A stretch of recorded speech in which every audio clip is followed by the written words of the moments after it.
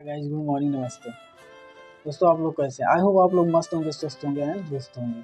तो दोस्तों, आज ये वीडियो बनाने का पर्पज़ तो मैं सोचा क्यों ना आज माँ बाप के ऊपर ही बनाया जाए वीडियो, क्योंकि सबसे पहले हम अगर धरती पे आते हैं तो सबसे पहले हम किससे मिलते हैं? माँ बाप से। तो इसीलिए आज का वीडियो मेरा ये पिता के लिए, माँ बाप के लिए है, पेरेंट्स के लिए है।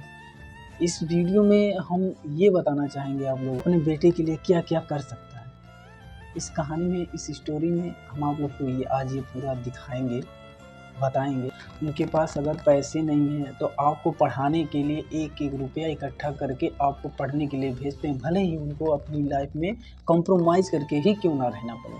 लेकिन हम लोग क्या करते हैं, जब कुछ हो जाते हैं, कैसे हो जाते हैं? उन्हीं की दुआओं, आशीर्वाद और उन्हीं की लगन की वजह से होते हैं, उन्हीं की मेहनत की वजह से होते हैं। लेकिन हम लोग जब ऐसे समय पे पहुंच जाते हैं और उनको ज़रूरत पड़ती है हमारी, तो हम लोग क्या करते हैं? छोड़ देते हैं। तो हम नहीं ये कर रहे हैं, सब लोग करते हैं, लेकिन कुछ लोग ऐसे भी हैं अभी कि अपने माँ बाप का सेवा बहुत अच्छे से करते हैं, बुढ़ापे में उनका लाठी बनते हैं। तो और ऐसे भी लोग हैं कि अपने माँ बाप को ही, समझ रहे हैं ना, ऐसे भी लोग अभी इस दुनिया में पड़े हुए हैं। तो आज इस वीडियो में हम आप लोग को ये बताना चाहते हैं कि एक बाप अपने बेटे के लिए क्या क्या कर सकता है।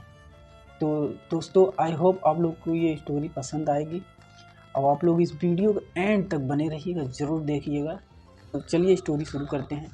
एक बार एक बेटे अपने पिता से लड़ाई करके घर से बड़बड़ाते हुए बस स्टैंड की तरफ जाने लगता है और मन में ही बड़बड़ाता रहता है कि पता नहीं कितने पैसे छिपा कर रखे हुए हैं और मेरे लिए एक बाइक नहीं ले सकते। मैं तब तक घर वापस नहीं आऊँगा जब तक मैं अपने दम पर एक। लेकिन फिर उसके पैरों में कुछ चुभने का एहसास हुआ। फिर उसने देखा नीचे तो अपने पापा के जूते पहन रखे हुए थे, जल्दीबाजी में। फिर देखा तो उसमें से एक कील उभरी हुई थी जो उसके पैर में बार बार चुभा रही थी और उसे घाव कर रही थी। लेकिन उस समय क्या करे, उसको तो लगी थी बहुत जोर की गुस्सा, तो उसको कुछ एहसास नहीं होता और आगे वो बढ़ते चले जा रहा था। फिर उसे याद आया कि उसने अपने पापा के पुराने पर्स भी लाए हुए हैं। तो उसके दिमाग में आया कि क्यों ना आज पर्स को चेक किया जाए, जो उसके पिताजी ने कभी किसी को हाथ लगाने नहीं दिया हुआ था। तो जब उसने अपने पापा के पुराने पर्स को उसने खोला तो उसके अंदर एक पैसे तो नहीं निकले, लेकिन उसकी जगह एक डायरी निकली। तो उसके दिमाग में आया कि डायरी में लिखा होगा कि पापा कितने पैसे अभी किससे लेना है और पिताजी ने मेरे कितने पैसे के लोगों को दिए हुए हैं। लेकिन वह गलत था। डायरी के पहले पन्ना जब उसने पलटा तो उसमें कुछ अजीब ही चीज़ लिखा हुआ था, जिसे उसको देख करके उसके चेहरे का हाव भाव ही पूरा बदल गया। क्योंकि डायरी में ऐसा कुछ तो लिखा हुआ था नहीं जिसकी उसकी उम्मीद थी या जैसा उसने सोचा था। डायरी में हिसाब लिखा हुआ था, लेकिन कैसा हिसाब लिखा हुआ था? किसको कितना देना है, किससे कितने उधार लिए, अलग अलग कामों के लिए अलग अलग उधार, ये हिसाब लिखा हुआ था। इस सूची में कंप्यूटर के पैसों के लिए लिखा हुआ था, जो इस प्रकार लिखा हुआ था: 50,000 बेटे के कंप्यूटर के लिए। वह वही कंप्यूटर था जो आज तक वो इस्तेमाल करते आ रहा था, लेकिन वह उसे ये नहीं पता था उसे खरीदने के लिए पैसे कहाँ से इतने लाए गए थे।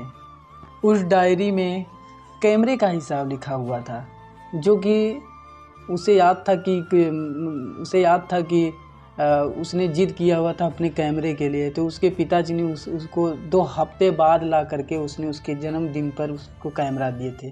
तो वह बहुत खुश हुआ था और उससे ज़्यादा खुश, अब उस लड़के का गुस्सा एकदम गायब हो गया था। तब दूसरी पन्ना उस लड़के ने जब पलटा तो उसमें कुछ इच्छा लिखी हुई थी और उसमें पहली इच्छा जो थी वह था नए जूते लेना। ये बात बेटे को कुछ अजीब लगा, उसको समझ में नहीं आ रही थी। तब वो चलते चलते बस स्टैंड की तरफ जा रहा था तो एक गड्ढे में पानी भरा हुआ था। उसका पैर पानी के अंदर पड़ता है और उसके पैर पूरे भीग जाते हैं। तो उसने जूते को देखा तो नीचे से फटा हुआ था, छेद था। तब उसको जाके समझ में आई कि इसमें क्यों जूते की इच्छा लिखी हुई है। फिर उसने तभी उसके माँ बाप की कुछ बातें याद आती है उसको कि उसने उसकी मम्मी ने कहा हुआ था कि पिता से कहते हुए सुना हुआ था उस लड़के ने कि उसकी मम्मी उसके पिता को कह रही थी कि अभी ने जूते ले लीजिए। तो उसके पिताजी क्या कहते थे कि नहीं अभी रहने दो, अभी तो है चल जाएगा, अभी तो लिए हैं हाल ही में। ऐसा क्यों एक पिता करता है? आप लोग भी सोचिए क्यों ऐसा एक पिता करेगा, बस आपके लिए, हमारे लिए। मतलब कि एक पिता अपने बेटे के लिए ही करेगा ये चीज़, सेक्रीफाइस जिसे कहते हैं। अब आगे देखिएगा स्टोरी में। और उसको ये भी समझ में आ रहा था कि उसके पिताजी आज तक उससे पर्स क्यों छिपाए हुए थे, लोगों से क्यों छिपा के रखे हुए थे, किसी को हाथ क्यों नहीं लगाने देते थे। क्योंकि हम कितना, एक माँ बाप कितना भी कर देता है लेकिन वो अपने बेटे तक पहुँचने नहीं देता है कि हम कैसे कर रहे हैं बेटा, नहीं तू जो कर रहा है कर। ये उसको जाहिर तक नहीं होने देते हैं, थोड़ा सा भनक भी तक नहीं लगने देते हैं कि कहाँ से पैसा लाया जा रहा है या क्या किया। बस डायरी को पढ़ते पढ़ते बस स्टैंड की तरफ पहुँच गया और एक बेंच पर बैठ गया और उसने आखिरी पन्ना पलटा तो उसने कुछ लिखा हुआ था। जो लिखा हुआ था उसे देखकर उसके तो एकदम शून्य हो गया। वो चीज़ें ये लिखी हुई थी कि 50,000 रुपये बाइक के लिए।